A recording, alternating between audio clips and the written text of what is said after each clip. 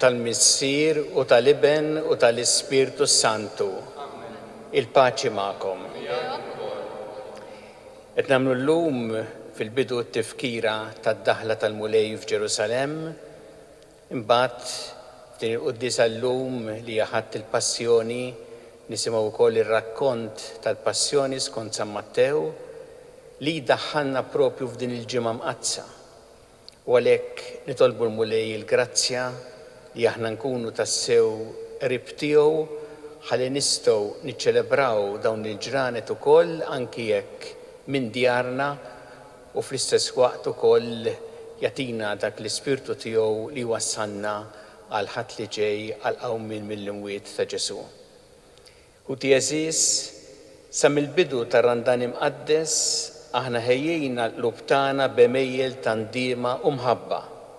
Illum inġbarna flimkien biex mal-Knisja kollha nagħtu bidu għaċ-ċelebrazzjoni tal-Misteru tal-Għid tal-Mulej, jiġifieri l-Misteru tal-Passjoni ta' Sidna Ġesu Kristu u tal-qawmien tiegħu mill-imwiet.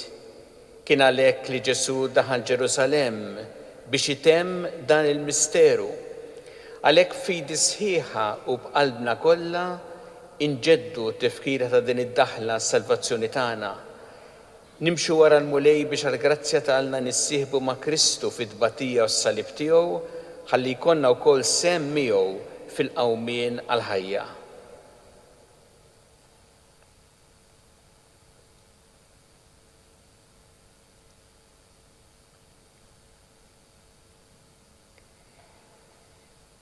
Nitolbu o Alla kattar il-fidi tagħna li nittamaw fik.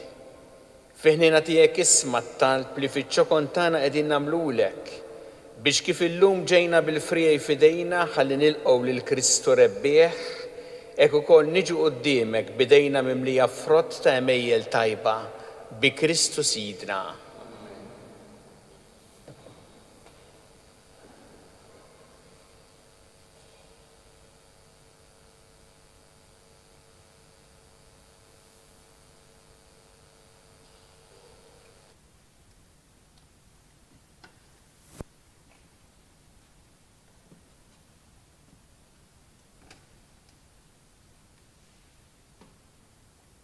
Qari mill-Evanġelju skont San Mattew.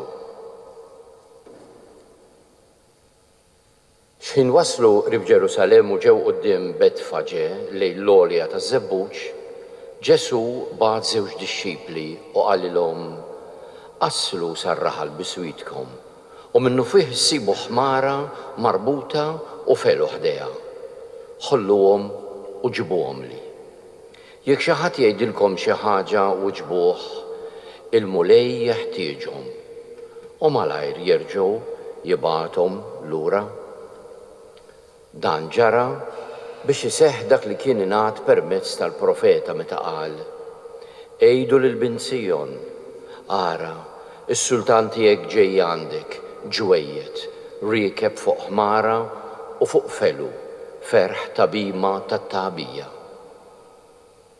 Id-dixxipli marru u għamlu kif ordnalhom Ġesu. Ġiebu l-ħmara u l-felu, għedu fuqhom l-imnatar tagħhom u għad fuqhom. Għad kbir ta' nies firxu l-imnatar tagħhom fit-triq, waqt li oħrajn qataw xi frejj mis-siġar u ferxuhom mat-triq.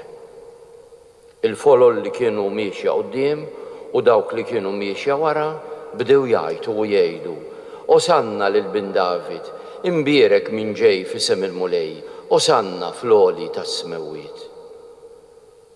Meta mbagħad daħal Ġerusalemm, il-belt kollha tqanqlet u n-nies bdew jgħidu dan min hu? U l-folol weġbuhom dan hu il-profeta Ġesu minn Nażaret tal-Galilija.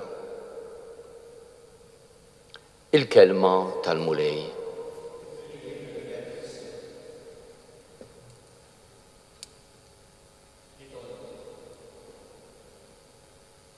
O Alla ta' dejjem tista' kollox, intlilna l-bnedmin tajtna eżempju ta' umiltà meta rrid li s-Salvatur tagħna jsir bniedem bħalna u jieħu l-mewt tas-salib.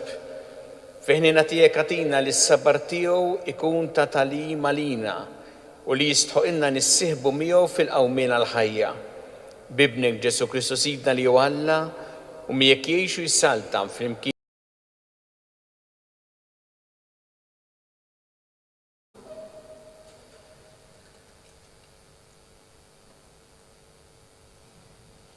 Qarri mill-ktieb tal-profeta Iżajja. Sidi l-mulej ta' nilsin ta' wieħed jitgħallem biex nara f'najn lill-għajjiem b'xi kelma. Ta' kull filgħodu jqajjimni lil widinti biex nisma' bħal wieħed jitgħallem. Sidi l-mulej fetaħ li widinti u jiena ma webbix rasi, ma rġajtx lura. Tajt dari lil dawk li kienu jsawtuni, ħaddejja lil dawk li kienu jnitfu l-ħiti. Ma ħbejtx wiċċi mit-tajjir u l-bżieq. Sidi l-mulej jgħinni, għalhekk ma nitħawwaċ, għalhekk għamilt wiċċi b'ħażnit. Jien naf li ma jkollix mniex nistħi. Il-kelma tal-mulej. Ngħidu flimkien, Alla tiegħi, għaliex tlaqtni. Dawk kollha li jarawni jitqu bija, jajbuni, jħarku rashom u jgħidu. Fidejn il-mulej intelaq, ħajjeħilsu, ħajsalvaħu għax bih jitaxxaq flimkien. Alla tiegħi, għaliex tlaqtni. Abda klieb daru għalija, ġema nies ħżiena rassewni, taqbuli jdejja u riġlejja, nista' not għadmi kollu flimkien. Alla tiegħi, għaliex tlaqtni. Ħwejġi qasmu bejniethom, jaqtaw ix-xorti għall-libsa tiegħi. Mulej, la tbiegħetx minni, qawwa tiegħi, fittexejni flimkien. Alla tiegħi, għaliex tlaqtni. Inxandar ismek lil ħuti, infaħrek f'nofs il-ġema. Faħru l-mulej, intom li tibżgħu minnu, sebħuh il-kol nisel Ġakob, ibżgħu minnu l-kol u li Iżrael flimkien. Alla tiegħi, għaliex tlaqtni.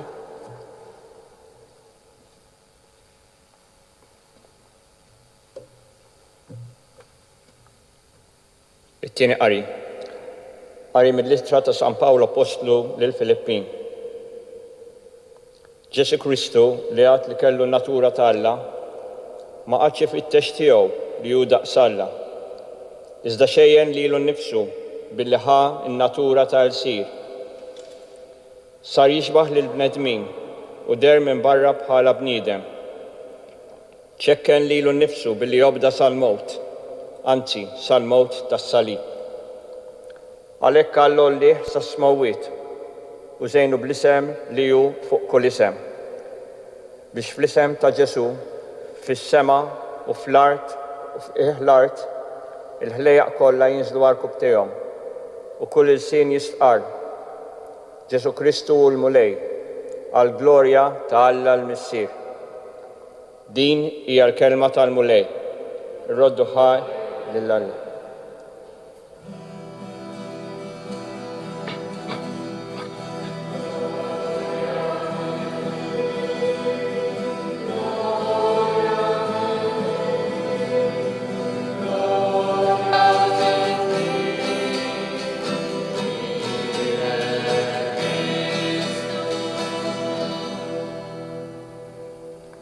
Minħabba fina, Kristu obda sal-mowt, anzi sal-mowt tas-salib. Għalhekk Alla ollih sas-smowwiet u żejnu bl-isem li hu fuq kull isem.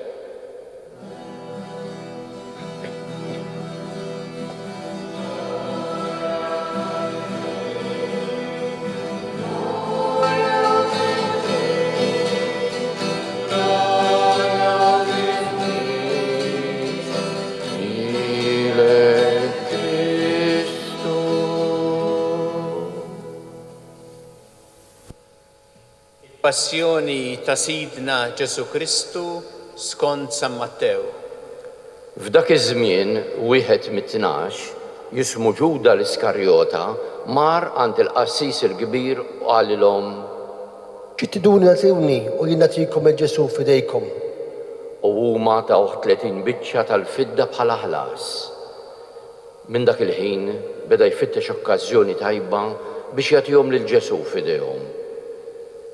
Fl-ewwel jum tal-għażmi, id-dixxipli resqu lejn Ġesu u qalulu: Fejn trid naħejulek l-ikla tal-għajt?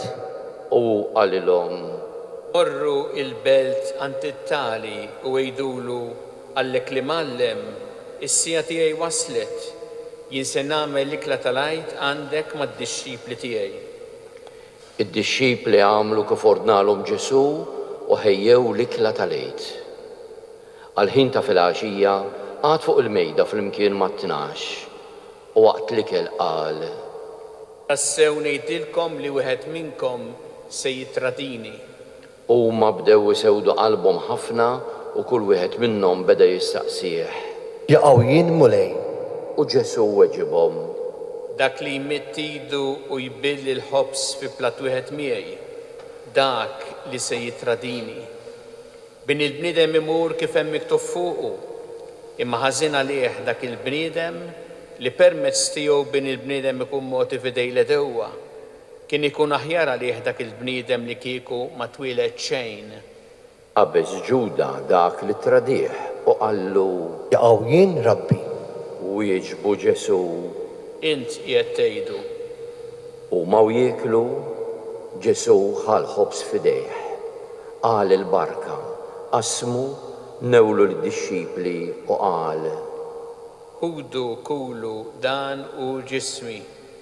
Imbagħad ħal kalċi f'idejh, ratti l-ħajr, newlilhom il-kalċi u qal: Ixorbu il-kol minnu għax dan huwa demmi, id-dem tal-patt li jixxerret tal-kotra għal-maħfra ta' dnubiet. Ngħidilkom li ma nerġax nixrob iżjed minn dan il-frott tad-dilja sa dakinhar li nixrob imbiġdiet magħkom fis-saltna ta' missieri. Antaw is-salmi u ħarġu lejn l-għolja taż-żebbuġ. Imbagħad Ġesu qalilhom: Il-kol kemm intom se titħawdu minħabba fija f'dan il-lejl, għax hemm miktub nidrob ir-raj u n-naċ tal-merħla jitferxu. Imma wara li nqum il-mewt, immur il-Galilija qabilkom. Qabeż Pietru qallu: Jekk kulħadd jitħawwad minħabba fik, jien ma jitħawwad qatt. Qallu Ġesu: Tassew ngħidlek li dal-lejl qabel ma jidden is-serduq, int tkun ġaġ ħadtni 3 darbiet. Qallu Pietru: Le, ma nġihdekx, ant għase kolli mmut miegħek. U d-dixxipli l-oħra wkoll kulħadd qal l-istess. Imbagħad Ġesu flimkien mad-dixxipli tiegħu waslu f'qasam jgħidulu l-Ġetsemani u qal lid-dixxipli: Għodu bil-qeda hawn sakemm immur hemmhekk nitlob. U ħamjew il-Pietru u żewġ ulied ta' Zebedew u beda jsewwet qalbu u jiddejjaq. Imbagħad qalilhom: Għandi ruħi imnikta għal-mewt, ibqgħu hawn u issru miegħi. Mexa kemm xejn il-qudiem, inxteħet wiċċu fl-art jitlob u jgħid: Missier, jekk jista' jkun biet minni dan il-kalċi, imma mhux kif irrid jien, iżda kif trid int. Ġie ħdejn id-dixxipli u sabhom reqdin u qal lil Pietru: Mela ma flaħtux tisru sija waħda miegħi, isru u jitolbu biex ma titlux fit-tiġrib. L-ispirtu iva jrid, imma l-ġisem dajjef. Għattini darba reġa' mar jitlob u qal: Missier, jekk dan il-kalċi ma jistax jgħaddi mingħajr ma nixorbu, tkun magħmula r-rieda tiegħek. Mill-ġdid ġie u sabhom reqdin, għax għajnejhom kienu tqal bin-nas. Ħallihom u reġa' mar jitlob għat-tielet darba u qal l-istess kliem. Imbagħad ġie ħdejn id-dixxipli u qalilhom: Issa se torqdu u tistrieħu, ara issija waslet u bin il-bniedem se jkun moti fidej il-midinbin. Umu, ejjew immorru, araw dak li se jitradini huwa fil-qrib. Għadu jitkellem ġie Ġuda u wieħed mit-tnax b'ġemgħa kbira ta' nies miegħu armati bis-sjuf u l-bsaten mibgħutin mill-qassisin il-kbar u x-xjuħ tal-poplu. Issa dak li kien se jittradih kien tom sinjalu qalilhom: Il-dak l-imbugs daku aqbduh. U minnu fih resaq fuq Ġesu u qallu: Islim għalik, Rabbi. U biesu. U Ġesu qallu: Ħabib, għalhekk ġejt int? U resqu lejh meddew idejhom fuq Ġesu u qabduh. Wieħed minn dawk li kienu ma' Ġesu ħareġ idu u silet is-sejf. Darab il-qaddej tal-qassis il-kbir u qatalu widintu. Imbagħad Ġesu qallu: Erġa' daħħal sejfek f'postu, għax kull min jaqbad is-sejf bis-sejf jinqered. Taħseb int li ma nistax nitlob il-missieri u jibgħat li issa stess aktar minn 12 leġjun ta' anġli. Iżda mbagħad kif isseħħ l-Iskrittura li tgħid li hekk għandu jsir.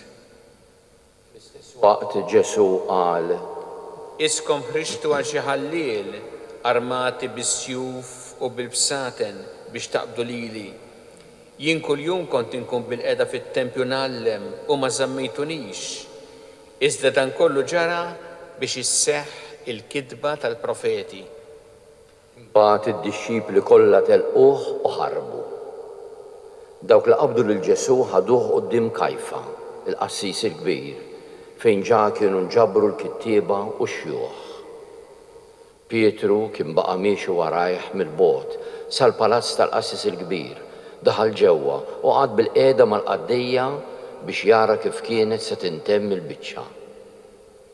Il-qassisin il-kbar u s-Sinedriju kollu bdew ifittxu xhieda foloz kontra Ġesu bil-ħsieb li jagħtuh il-mewt. Iżda għalkemm resqu bosta xhieda ma sabux fuq jixluh. Fl-aħħar resqu tnejn u qalu: Dan qal, nista' nħodd it-tempju ta' Alla u nerġa' nibnieh fi 3 ijiem. Il-qassis il-kbir qam u qallu: Xejn ma twieġeb x'inhu ma jiġdu dawn kontra tiegħek? Imma Ġesu baqa' sieket. Imbagħad il-qassis il-kbir qabad u qallu: Aħlif li fuq Alla l-ħaj u għajdilna jekk intix il-Messija bin Alla. Qallu Ġesu: Inti qiegħed tgħidu u ngħidilkom ukoll minn issa l-quddiem qatt taraw il-bin il-bniedem bil-qiegħda n-naħa tal-lemin ta' dak li jista' kollox u ġej fuq is-sħab tas-sema. Imbagħad il-qassis il-kbir ċarrat il-biesu u qal: Din dawwa, xi ħtieġa għandna iżjed ta' xhieda. Ara, smajtuha issa d-dawwa x'jidrilkom? Huma weġbuh u qalu: Ħaqqu l-mewt. Imbagħad besqulu f'wiċċu tawh bil-ponn u xi wħud tawh bil-ħarta u qalulu: Aqta minn tajjilek Messija din id-daqqa. Intant Pietru kien hemm barra bil-qiegħda fil-bitħa tal-palazz. U risqet fuq waħda għaddejja u qaltlu: Inti kol kont ma' Ġesu tal-Galilija? Immuċat quddiem kulħadd u qal: Anqas naf x'intejt? Imbagħad warrab lejn il-bieb. Lemħitu għaddejja oħra u qalet lil dawk li kienu hemm: Dan kien ma' Ġesu ta' Nażaret? U raġa' ċaħat u ħalef. Jien ma nafux dan il-bniedem. Wara ftit dawk l-istess nies resqu lejn Pietru u qalulu: Tassew, intu kull wieħed minnhom għax għandek il-kistra ta' kliemek tikxfek. Imbagħad qabad jisħed lilu nnifsu u jaħlef. Le, ma nafux dan il-bniedem. U minnu fih is-serduk id-den. U Pietru ftakar fil-kliem ta' Ġesu meta qallu: Qabel ma s-serduk jidden, intu nġaġħatni 3 darbiet. U ħareġ il-barra jibki biki taqsim il-qalb. L-għada fil-ħodu, il-qassisin il-gbar u x-xjuħ tal-poplu ftehmu l-koll bejnietom biex lil Ġesu jaqtaw ilu għal-mewt. Rabtuħ u ħaduh magħhom biex jagħtuh fidejn Pilatu, il-gvernatur. Imbagħad Ġuda, it-traditur, meta ra li Ġesu kien ikkundannat, nidem u mar b'30 biċċa tal-fitta għand il-qassisin il-kbar u x-xjuħ biex jerġa' jagħtihomlhom lura u qalilhom: Nibt, għax tradejt id-dem bl-ħtija. Iżdu ma qalulu Aħna din xini affarijiet tagħna, dak għala ħint. u għadda bil-flus fis-santwarju telaq u mar tallaq. Imbagħad il-qassisin il-kbar ġabru l-flus minn hemm u qalu: Dawn ma nistgħux ngħadduhom mal-offerti għax huma prezz id-dem. ftehmu bejniethom u b'dawk il-flus traw l-għalqa tal-ħaddim il-fuħħar biex fiha jindifnu l-barranin. Kien għalhekk li dik l-għalqa semmiet l-għalqa tad-dem u hekk għadha magħrufa sal-lum. Imbagħad seħħ dak li kien ingħad permezz tal-profeta Ġeremija meta qal: u ħadu 30 biċċa tal-fidda il-prezz ta' dak li kien stmad bil-prezz moti minn ulied Iżrael u tawhom għall-għalqa ta' ħaddiem il-fuħħar kif ikkmandani il-mulej. Ġesu waqaf quddiem il-gvernatur u dan staqsih. Int is-sultan tal-Lut. U Ġesu wieġbu. Int qiegħed tgħidu. Iżda meta l-qassisin il-kbar u x-xjuħ bdew jakkużawh u ma wieġeb xejn. Għalhekk Pilatu qallu: M'intix tisma' kemm ħwejjeġ qegħdin jixhdu kontra tiegħek. Iżda hu anqas għall-akkuża waħda ma wieġeb, hekk li l-gvernatur baqa' mistaġeb ħafna. Nhar ta' festa, il-gvernatur kien soltu jitlaq wieħed ħabsi lil min iridu huma. Dik il-ħabta kellhom wieħed mħabsi magħruf jismu Barabba.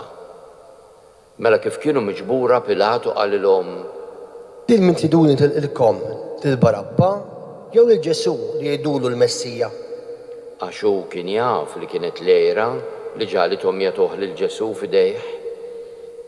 Issa waqt li kien bil-qiegħda fuq is-siġġu tat-tribunal, martu bagħtet tgħidlu: Qis li ma jkollokx taqsam ma' dan ir-raġel ġust, għax illum minħabba fih bagħtet ħafna fil-ħolm.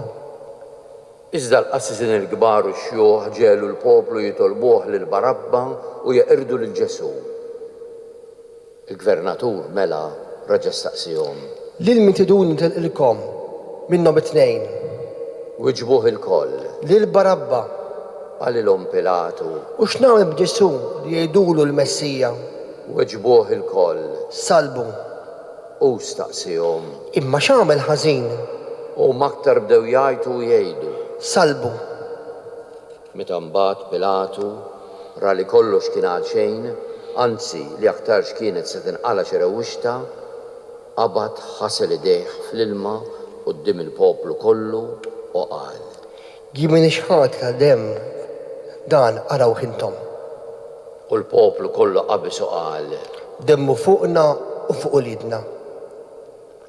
Imbattel ilhom lil Barabba u l-Ġesu wara li taħ is-swat tawulhom biex isalbuh. Imbagħad is-suldati tal-gvernatur ħadu lil Ġesu fil-pretorju u ġabru qudiemu lil sħabhom kollha.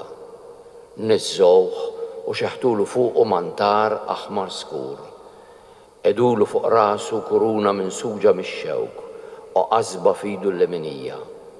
Nixteħtu għarkubtejhom qudiemu u għadu jiddiħku bih u jgħidulu: Islim għalik, sultan tal-Lut. Bes u fuqu u ħadulu l-qasba minn judu u bdew jagħtuh biha fuq rasu. Imbagħad wara li għaddew biż-żufjett niżżowlu l-mantar u xiddewlu ħwejġu. U ħaduh magħhom biex isalbuh. U maw sejrin sabu raġel minn Ċireni jismu Xmun u ġaluh jerfalu s-salib. Meta waslu f'post jgħidulu Golgota, jiġifieri post il-qorrija, taw jixrob imbit b'taħlita morra u daqu imma ma rridx jixorbu. Imbagħad salbuh u qasmu ħwejġu bejniethom billi tellewhom bix-xorti. U nxteħtu bil-qiegħda u għedu hemm qassa tiegħu. U għedulu fuq rasu l-kawża tal-kundanna tiegħu li kienet tgħid hekk: Dan hu Ġesù, is-Sultan tal-Lut. Imbagħad miegħu salbu żewġ ħallelin, wieħed fuq il-lemin u l-ieħor fuq ix-xelluk. Dawk li kienu għaddejjin bdew jgħajruh, iċaqalqru rashom u jgħidu: Inti tħott it-tempju u fi 3 ijiem terġa' tibnieh. Salva lilek innifsek jekk int liben ta' Alla u inżel minn fuq is-salib. Hekk ukoll assissin il-kbar bdew jiddieħku bih mal-kittieba u x-xjuħ u jgħidu: Salva oħrajn li l nifsu ma jistax isalva u s-Sultan ta' Iżrael ħajinżel issa minn fuq is-salib u nemmnu fih u jafda f'Alla ħajħilsu jekk iħobbu għax hu qal jien bin Alla. U bl-istess mod bdew maqdruh ukoll il-ħallin li kienu msalbin miegħu. Mis-sitt siegħa l qudiem wegħed dalma kbira fuq il-pajjiż kollu sad-disa. U madwar id-disa siegħa Ġesu għajjat bil-ħin qawwi u qal: Eli, Eli, lema sabaqtani. Jiġifieri Alla tiegħi, għaliex tlaqtni. Xi wħud minn dawk li kienu hemm kif semgħuh qalu: Il-Elija qiegħed isejjaħ dan. U minnu fih wieħed minnhom mar jiġri, qabad sponża mimlija bil-ħall, waħħala f'tarf ta' qasba u taħ jixrob, waqt li l-oħrajn qalu: Stenna naraw jiġi x'Elija jsalvah. Imma Ġesu reġa' għajjat għajta kbira u ratt ruħu.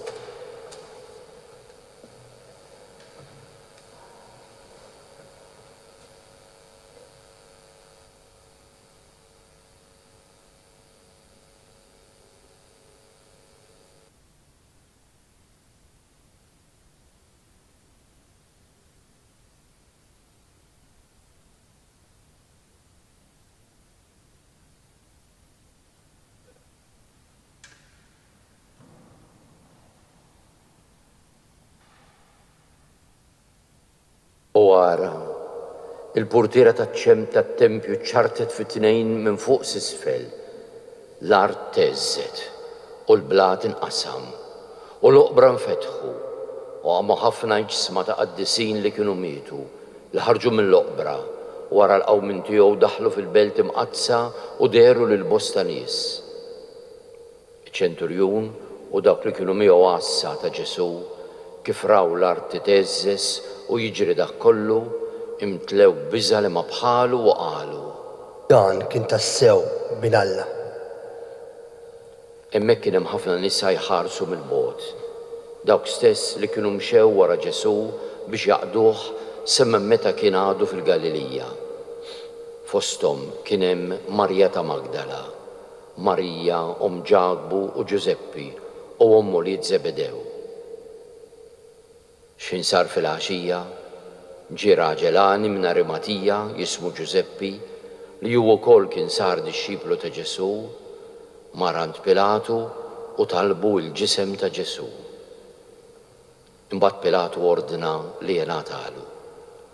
Ġuseppi ħal ġisem u kefnu fl-iżgħar nadif, qiegħdu fil-qabar ġdid tiegħu li kien ħaffer fil-blat, gerbeb ġebla kbira fid-daħla tal-qabar u telaq. Iżda Marja ta' Magdala u Marja l-oħra baqgħu hemm bil-qiegħda bis-swit il-qabar. L-għada, jiġifieri meta għadda jum it-tħejjija, il-qassisin il-kbar u l-Farizej inġabru għand Pilatu qalulu: Sinjur, aħna ftakarna li dan il-bniedem qarriq meta kien għadu ħaj qal wara 3 ijiem inqum. Mela ordna l-qabar ikun mħares tajjeb sa t-tielet jum li ma jmux id-dixxipli tiegħu jisilquh u jgħidu lill-poplu għamil wiet u werq il-qeq tal-aħħar ikun għar minn tal-ewwel. Qalilhom Pilatu: Għandkom lassa morru ħarsuh tajjeb kif tafu. Huma marru jissiġellaw il-ġebla biex il-qabar jibqa' mħares sewwa u ħallew ukoll il-għases miegħu. Kelma tal-mulej. It-tifħir lilek Kristu.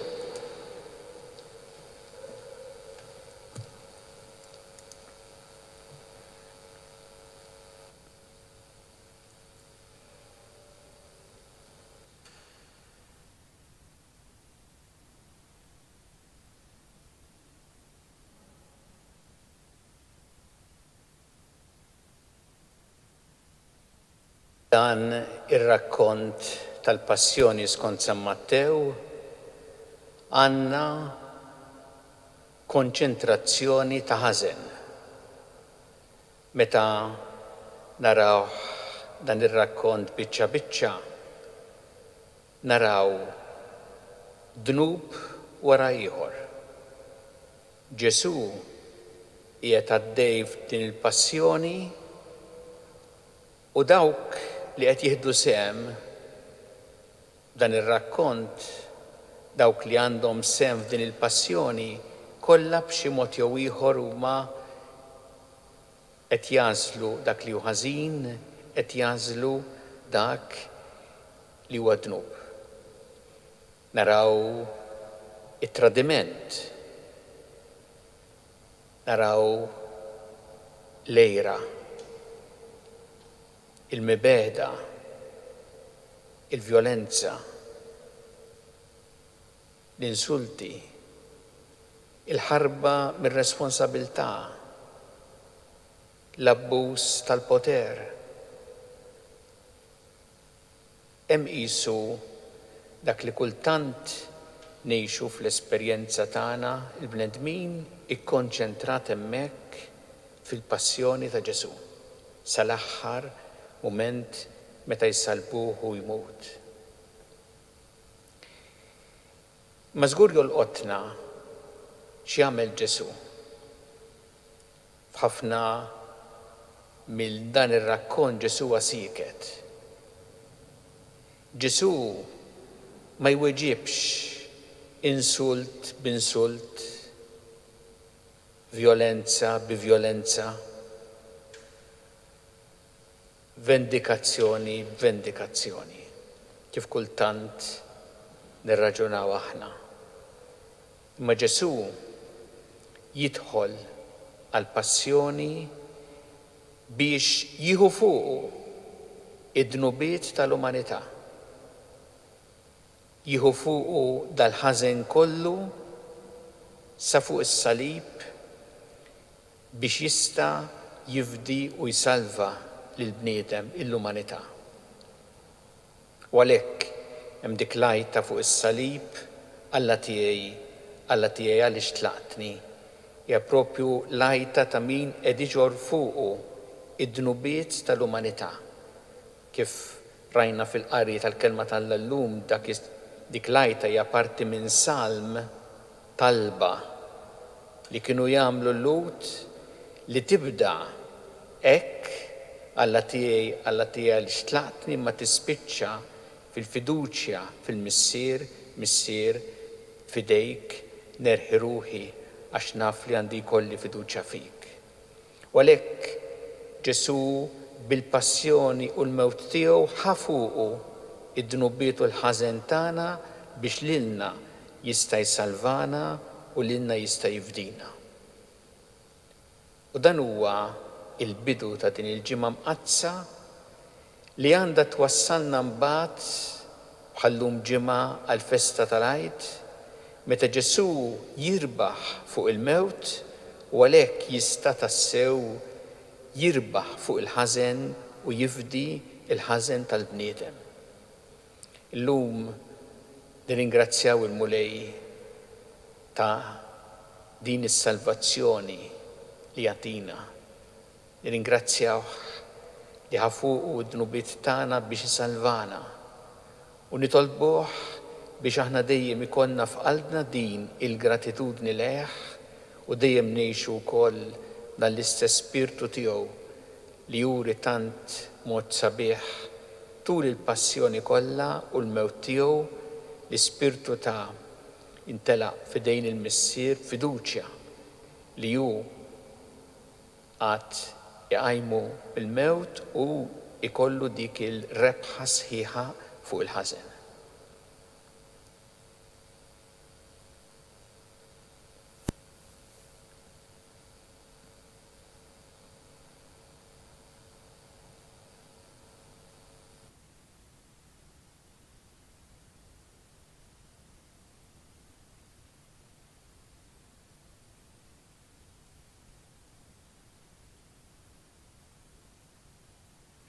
Għamlu l-istqarrija tal-fidi tagħna.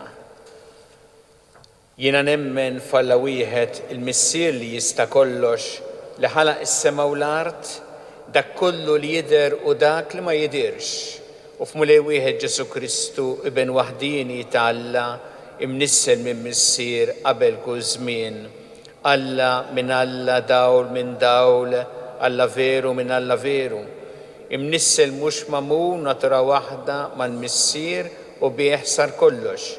Niżel mis-smawiet għalina l-bnedmin u għall-fidwa tagħna u ħaġġisem bis-seta tal-Ispirtu Santu minn Marja Verġni u sar bniedem. Salbu ħalina bata taħt Ponzju Pilatu mietu difnuh u fit-tielet jum qam minn bejn il-wiet skont il-kotba mqazza u tela s-sema u qiegħed fuq il-lemin tal-missier u għandu jerġa' jiġi bi glorja biex jagħmel ħaq mill-ħajjin u mill-mejtin u s-sadna tiegħu ma jkollix tmiem. U fl-Ispirtu Santu mlejliet il-ħajja li ġej mill-missier u mill-liben li meqjum u weġġaħ fl-imkien mal-missier u mal-liben u li tkellem f'hom il-profeti u fi Knisja waħda qaddisa Kattolika Apostolika nistqar ma'mudija waħda l-maħfra ta' dnubiet u nistenna l-qamma mill-imwiet u l-ħajja ta' żmien li ġej. Amen. Inresqu issa it-talbiet tagħna lil Alla fiduċja kbira fl-imħabba u fil-ħniena tiegħu. Kun Mulej mal-Knisja tiegħek wejna biex tkompli x-xandar b'xara tajba tas-salvazzjoni lil bnedmin kollha nitolbu. Għatina l-grazzja Mulej li aħna dejjem ngħixu bi gratitudni f'qalbna għal dak kollu li inti għamilt magħna fil-passjoni, il-mewt u l-qawmien tiegħek meta inti ġibtilna s-salvazzjoni nitolbu. Nitolbu għal morda kollha u għal dawk kollha li qegħdin iduru bihom u jgħinuhom, nitolbu għat-tobba l-infermiera, l-ispiżjara, għal ħaddiema kollha fi qasam tas-saħħa u dawk kollha li huma wkoll qed jagħtu servizz foqsma essenzjali fis-soċjetà, nitolbu wkoll għar-reliġjużi li qed jaħdmu fl-isptar u anki fid-djar oħra tal-anzjani u saċerdoti wkoll biex il-mulija tiegħhom l-għajnuna kollha li għandhom bżonn fil-qadi ta' dmirijietom nitolbu. Nitolbu għat-tfal kollha li f'dawn iż-żmenijiet irridu jgħaddu minn esperjenza differenti minn tas-soltu, il-skola d-dar flok iskejjel, nitolbu għalihom, għall-ġenituri tagħhom u għall-familja, jieħdu ħafna wkoll paċenzja biex jgħinuhom il-ġenituri jikbru f'dik l-għoża u fl-imħabba u jkomplu wkoll jgħixu dawn iż-żminijiet bl-aħjar mod. Nitolbu. Nitolbuk Mulej għal dawk kollha li b'xi mod iħossuhom abbandonati jew waħedhom biex isibu l-appoġġ u l-għajnuna u s-solidarjetà ta' nies f'dawn iż-żminijiet diffiċli. Nitolbu. Nitolbu għal dawk kollha li għaddew għal ħajja ta' dejjem, speċjalment f'dawn il-ġranet, biex inti tilqahom fis-sema u tagħti l-faraġ il-familjari tagħhom. Nitolbu. Mulej Alla tagħna il-qattalb li qed nagħmlulek illum u żommna dejjem f'imħabbtek bi Kristu Sidna.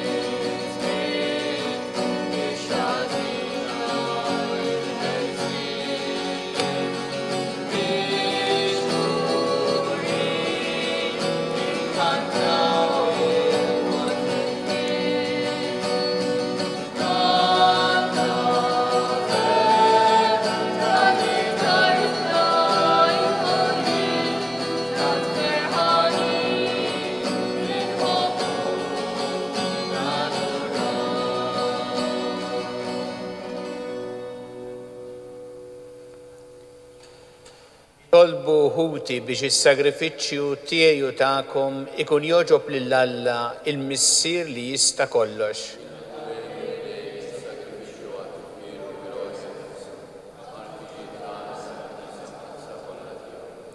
Għal-passjoni ta' ibnek il-waħdini ta' fissa mulej il-korla tiegħek għalina, mhux għax jistħoqilna minħabba xi jemil tagħna, iżda bil-qawwa tal-ħnina tiegħek u ta' dan is-sagrifiċċju waħdini li sejrin nofrulek bi Kristu Sidna. Il-mulej magħkom, nerfgħu qlubna l-fuq, niżżu ħajl il-mulej Alla tagħna.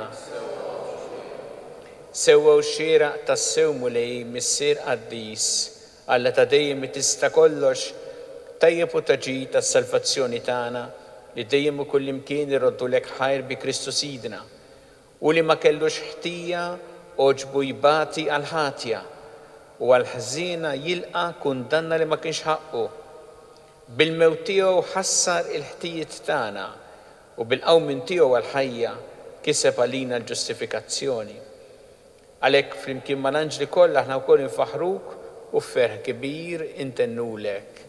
Qaddis, qaddis, qaddis, mulej Alla tal-eżerċiti, ismewwitu l-art mimlija bi glorja tiegħek. Wasalna imbirek minn ġej f'isem mulej.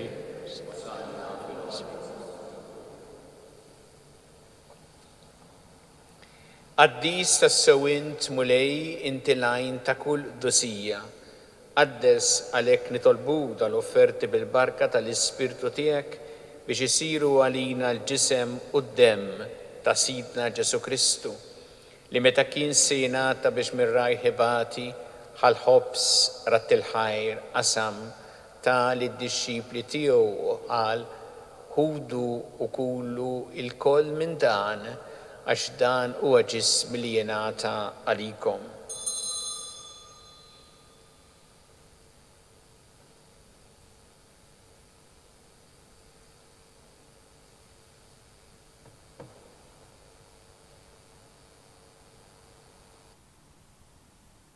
Ekk ukoll wara li klaħa il-kalċi reġarat il-ħajr ta' lid-dixxipli tiegħu qal ħudu u jxorbu minnu l-koll għax dan huwa l-kalċi ta' demmi tal-patt il-ġdid li jibqa' dejjem.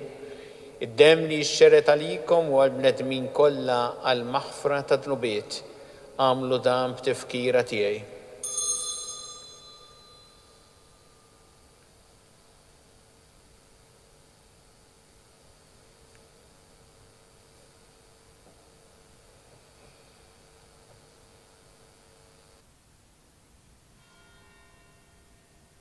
Danu il-misteru tal-fidi, salvana int o salvatur tad-dinja, għax bis-salib u l-qawmin tiegħek inti fdejtna. Għalhekk aħna nagħmlu dan b'tifkira tal-mewt u l-qawmin ta' Sidna Ġesu Kristu, nofrulek mulej il-ħobs tal-ħajja u l-kalċi tas-salvazzjoni u rroddulek ħajra xogħġbok tilqana u nquddimek biex naqduk. U miċ-ċokon tagħna nitolbu li l-Ispirtu Santu jaqadna f'ġisem wieħed lilna li nieħdu sem il-ġisem u d-demm ta' Kristu. Ftakar mulej fil-Knisja tiegħek imxerda mad-dinja kollha. Wettaqa fl-imħabba flimkien mal-Papa Franġisku mal-Isqof tagħna Charles miegħi għaddej tiegħek minn ma jistħoqli u mal-Ministri tiegħek kollha. Ftakar ukoll fħutna li raqdu bit-tama tal-qawmien, ftakar fil-mejtin kollha. Daħħalhom qudiemek fid-dawl tas-sebħ tiegħek.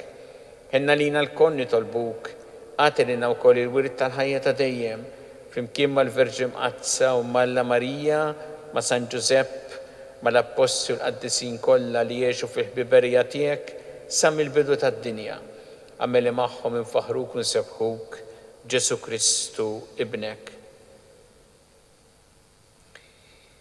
Bi Kristu, ma' Kristu u fi Kristu jingħata lilek Alla Missier li tista' kollox, flimkien mal-Ispirtu Santu kull ġieħu glorja għal dejjem ta' dejjem.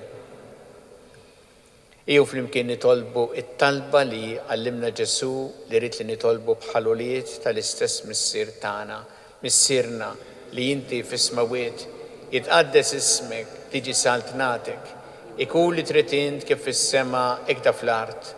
Ħobsna ta' kuljum atina llum, affrinna tubietna bħalma naffru minn ħati għalina, la daħanniex fit-tiġrib, iżda ħlisna mid-deni.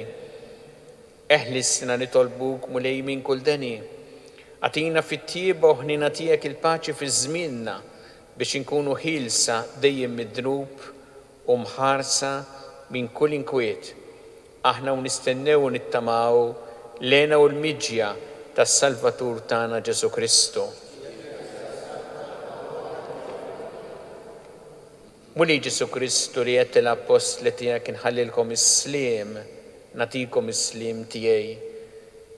La tħares lejn dnubietna, iżda ħares lejn il-fidi tal-Knisja tiegħek. Għatija s-sliem u l-għaqda li jintrid fiha, int li tgħixu s-saltan għal dejjem ta' dejjem. Il-paċi tal-mulej tkun dejjem magħkom. Natu il-paċi li xulxin.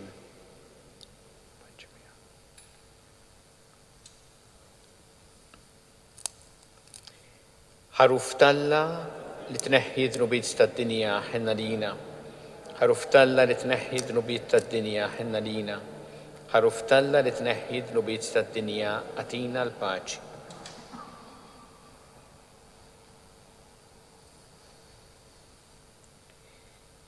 Danu il-ħaruf talla, danu li jneħħi dnubiet tad-dinja. Ħenjin dawk li huma mistiedna l-ikla tal-ħaruf.